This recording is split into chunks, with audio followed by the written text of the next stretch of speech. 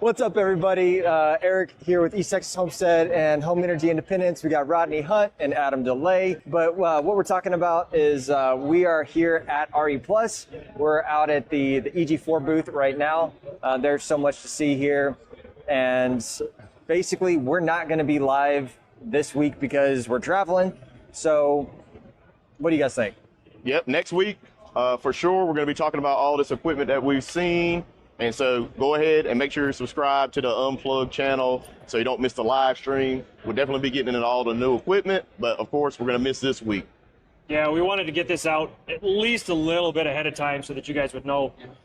And, you know, even have a little backdrop of just some of the different things here that we've seen at RE Plus. We're looking forward to it. So, yeah, next week we'll look at talking about some of the different booths that we've seen, products that we've seen that are coming out this next year. And so we want to let you guys know we won't be there this week, but give you a little teaser about what's coming up next week. Why I always got to start everything? I don't know.